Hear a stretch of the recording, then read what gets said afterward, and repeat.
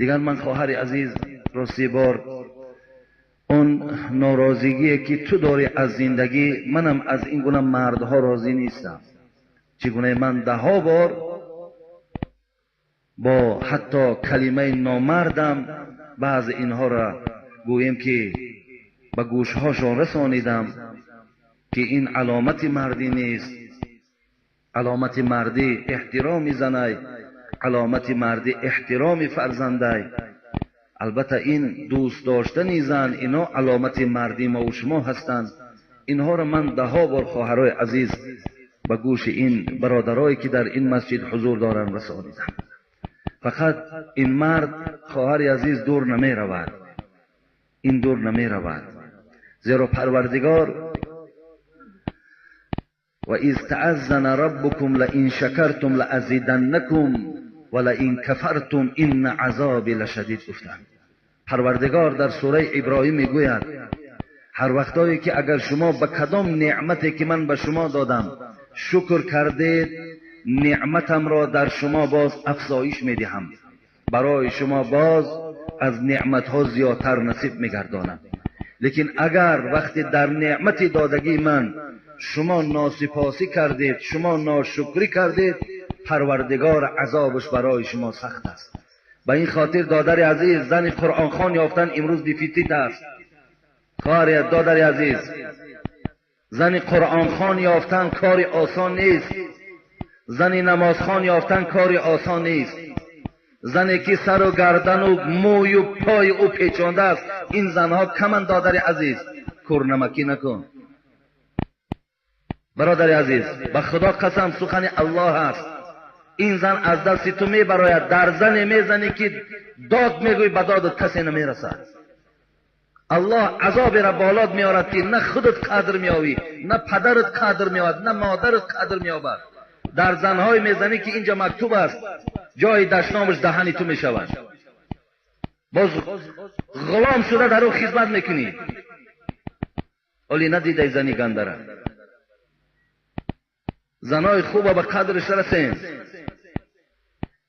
زنایی که قرآن میخوانند شما هزارها شکر به سوی پروردگار گفته و در حق ایشان دعا کننده باشین. آخر او یک گویم بهترین یک اسلوب، بهترین یک راه است که خداوند از جانب این گونه زنها فرزندای خوب در جمعیت ما میدهد. و تو پیش راه همین خیلی یک مکانی که از او بهترین فرزندای خوب میبرد، تو پیش همسری کار بند میکنی، تو پیش یک زواد گوی محکم میکنی. برای همین دادر عزیز، این شکایت ها همه جا دارد، این شکایت ها همه معنی دارد. وقتی که پیش از آنه که شما زنها را دقت میدهین، زنها را مورد پیش کردن، زنها را مورد تحقیر قرار میدهین، از خواهر و از ابها و از مادرای خودتون خلاصه برارین. شما خلاصه برارین از خواهر خودتان، مادر خودتان، ابهای خودتان که وقتی که زن دیگر شخصن. اگر همین معامله تو داری با او کنن، من باوری دارم دادر عزیز تو با تا قیامت با او قهری میسی، با او هم صحبت نمیشه. لازم شاء تو کوبش میکنی برای خواهر چیده. که اینم خواهر یک برادر مسلمانی تو هست و قرآن خواند. در حالت قرآن خوانی تو کوشش کو پیش وی ندارا، حتی خیزت گون نخیزنک. از من دیده حرمت قرآن بالاست، نخیز پیش من. خوش به حالت خان، در حق من دعا کن. و این از آن چیزی که اسلام میخواهد، این از آن چیزی که شریعت ما و شما طلب دارد.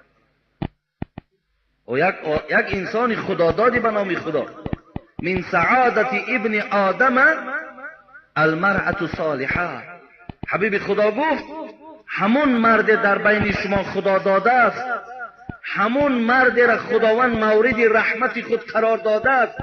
یا گویم به امروز گفته های ما و شما که همون مرد که امروز در ما و شما خوجه خیزر نظر کرده است میگه، اگر چنده که هیچ اینا اساس هم ندارد، همون مرد را خوجه خیزر نظر کرده است که او زنی خوب دارد. دادر عزیز، زنی خوب دارد و ناشکری میکنی، خداوند میگیرد این زنی خوبه، میدهش با 1000 خوبی دیگه است در دست او میتید یک زنی گنده را تا قیامت باور کن نه عبادتی خوب داری دیگر، نه حالی خوب داری، نه آبرو داری، نه قدر داری. آیسته آیسته از این فشارهایی که زن برای تو میارد یا در گیرین میشینی یا در افیان میشینی یا در یگان رستوران برات یک کیانسکا میشه میگردی دیگر. عاقبت همین میشد برای تو. و انسان هایی که ببین از حساب زن زلال میبینن یا گویم که از حساب مردها یا از حساب زنها عائله هایی که باید تا حد میان که یکدیگر را به قتل میرسونن.